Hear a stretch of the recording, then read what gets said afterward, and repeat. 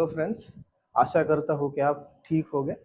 आज हम हमारा फर्स्ट लेक्चर देखने वाले हैं जिसका नाम है इंट्रोडक्शन ऑफ साइकोलॉजी। तो व्हाट इज साइकोलॉजी?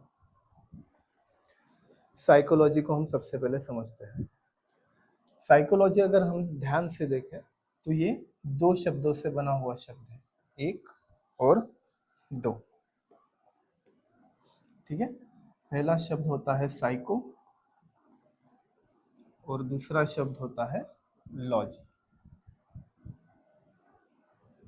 ठीक है, अब ये दो जो शब्द हैं, इसमें से जो सबसे पहला शब्द है साइको, तो मोस्टली अगर हम देखें साइको इस शब्द का अर्थ अगर मैं 90% ऑफ लोगों को पूछूं तो वो कहोगे कि ये एक मेंटल इलनेस के बारे में है, या तो जिसका स्क्रू ढीला है उसको साइको बोलते हैं, या तो जो थोड़ा सा पागल की तरह बिहेव करता है उसे साइको बोलते हैं। तो बेटा ऐसा नहीं होता। साइको जो है ये ग्रीक वर्ड से इन्वेंटेड है। कौन से वर्ड से इन्वेंटेड है? ग्रीक वर्ड से इन्वेंटेड है। ठीक है, अंग्रेजों का क्या है कि वो सारे जगह घूमे और हर जगह से थोड़ी थोड़ी जो भी चीज़ उन्हें पसंद आई वो उन्होंने ले ली या चुरा ली। तो हम ऐसा कह नहीं सकते ना कि अंग्रेजों ने ये शब्द चुराया हुआ है, इसीलिए हम क्या कहते हैं, ग्रीक वर्ड से ये शब्द ओरिजिनेटेड है। तो ओरिजिनल वर्ड्स क्या है? ओरिजिनल वर्ड है साइकी एंड लोगस। तो ये जो साइकी है इसका मतलब होता है माइंड और सोल, और ये जो लोगस है इस शब्द का मतलब होता है स्टडी या साइंस। ठीक है, अब अगर हम इन दो शब्दों को मिला दें तो इनिशियली हमारी साइकोलॉजी की डेफिनेशन हमें मिल जाती है। Study of mind is called psychology, study of soul is called psychology. इसी तरह साइकोलॉजी धीरे धीरे धीरे इवॉल्व हुआ। सबसे पहले कहा जाता था स्टडी ऑफ सोल मतलब साइकोलॉजी, फिर कहा गया स्टडी ऑफ माइंड मतलब साइकोलॉजी, फिर कहा गया study of consciousness is called psychology.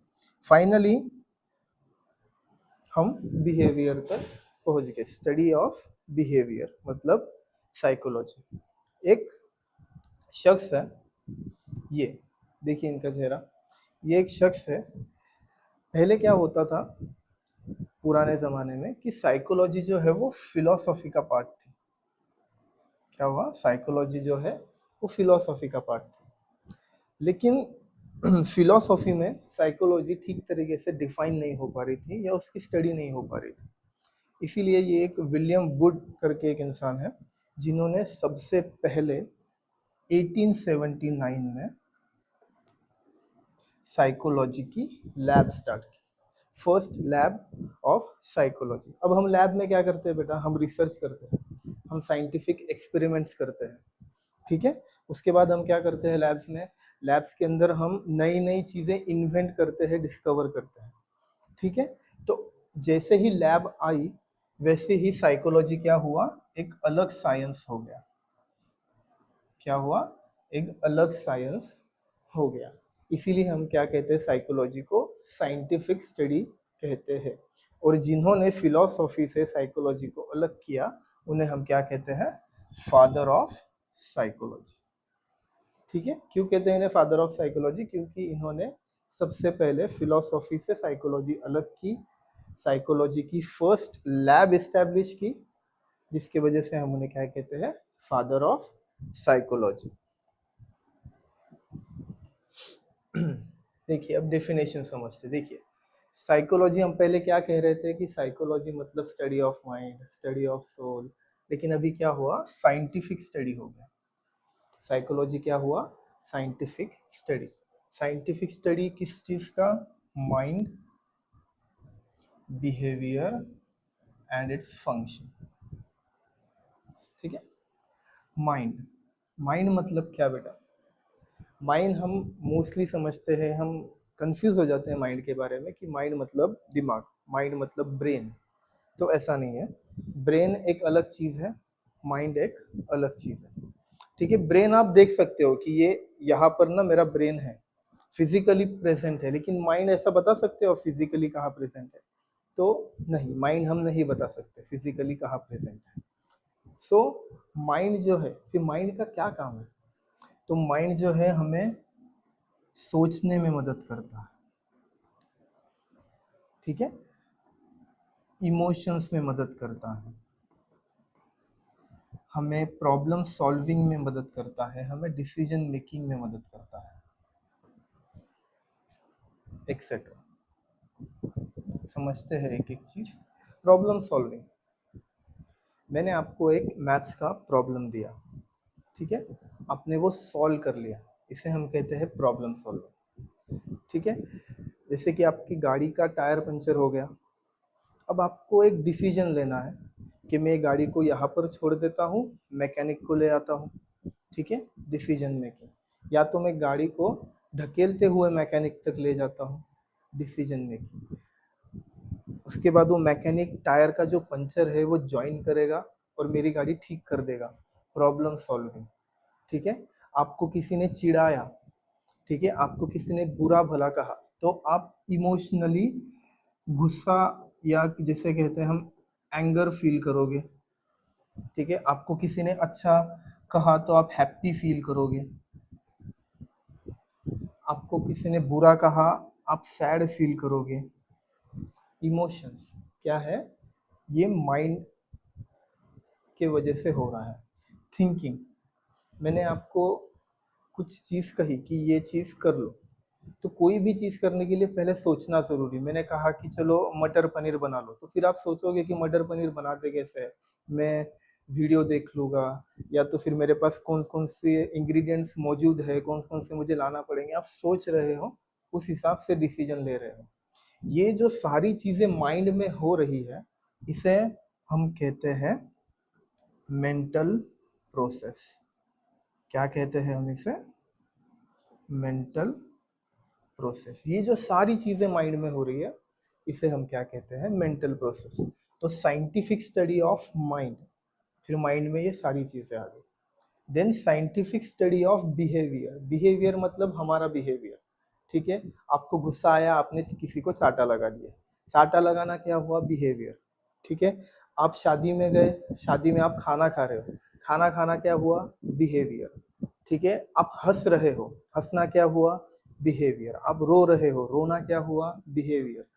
समझ में आ रहा है? आप चल रहे हो, ये बिहेवियर है, आप दौड़ रहे हो, ये बिहेवियर है, ठीक है।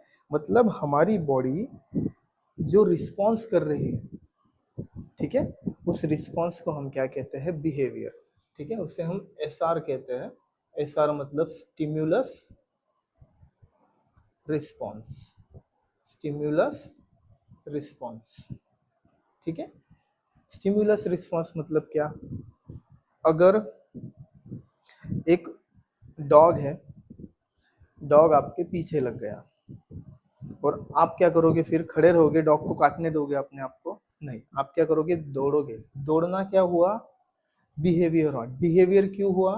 क्योंकि स्टिम्युलस है, डॉग आपके पीछे लग गया ना, इसीलिए आप दौड़ रहे हो, ठीक है। मैंने आपको कहा मटर पनीर बनाओ, मटर पनीर बनाओ, स्टिम्युलस आपने बना दिया, इज द बिहेवियर। समझ आ रहा है? मैंने आपको कहा इंजेक्शन लगाओ, तो मैंने कहा इंजेक्शन लगाओ, ये हो गया स्टिम्युलस, आपने इंजेक्शन लगा दिया पेशेंट को, ये हो गया रिस्पॉन्स, ठीक है। मैंने आपको कहा स्टडी करो, आपने स्टडी की, स्टडी करो मतलब स्टिम्युलस, स्टडी की मतलब रिस्पॉन्स। मतलब हमारा जो बिहेवियर है वो स्टिम्युलस और रिस्पॉन्स से इंटरकनेक्टेड है, ठीक है। सेकंड लास्ट हम क्या पढ़ते हैं? फंक्शन। जो भी हमारे माइंड के फंक्शंस है या जो भी चीज़ें हैं, हम उन सारी चीज़ें साइकोलॉजी में पढ़ते हैं। तो साइकोलॉजी की डेफिनेशन क्या तैयार होती है हमारे तरफ? Psychology is a scientific study of human mind, behaviour and its function. किसने दी थी ये डेफिनेशन? विलियम जेम्स ने 1892 में, ठीक है। अब नेक्स्ट है why study of psychology. Psychology की स्टडी क्यों करना है हमें, ठीक है। इसके तीन मेन कारण है। साइकोलॉजी की स्टडी करने के लिए हमारे पास तीन मेन कारण है। कितने? तीन, ठीक है। सबसे पहला कारण है अंडरस्टैंड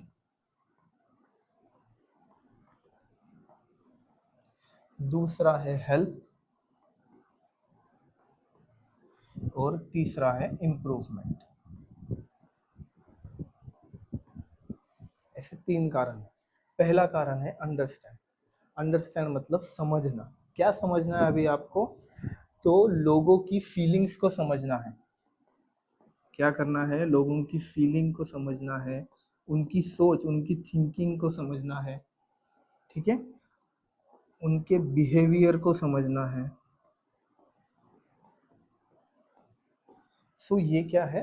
अंडरस्टैंडिंग का पार्ट।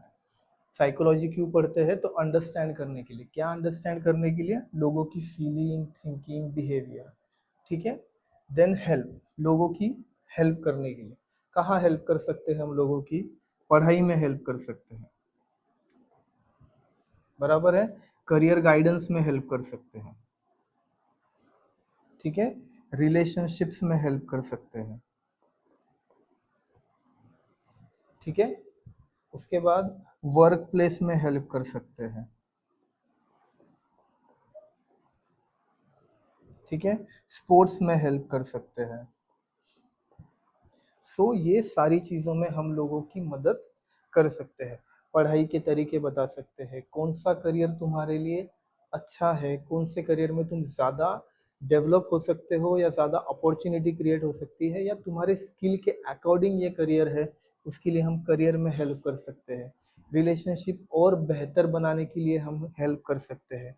वर्क प्लेस, मुझे काम का बहुत स्ट्रेस है, मुझे काम की बहुत एंग्जाइटी है, वो दूर करने के लिए हम वर्क प्लेस में लोगों को हेल्प कर सकते हैं। स्पोर्ट्स में एक प्लेयर बहुत बुरा परफॉर्मेंस कर रहा है, तो उसके परफॉर्मेंस को मद्देनज़र ना रखते हुए हम उसे मोटिवेट कर सकते हैं कि ठीक है, अभी तक तुम्हारा परफॉर्मेंस खराब हुआ, लेकिन आने वाली मैचेस में तुम बेहतर और अच्छा परफॉर्म करोगे। स्पोर्ट्स में हम लोगों की हेल्प कर सकते हैं।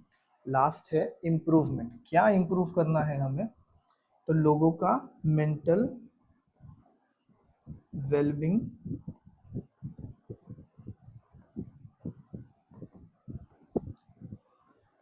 इम्प्रूव करना है। मेंटल वेलबींग और मेंटल हेल्थ, ठीक है।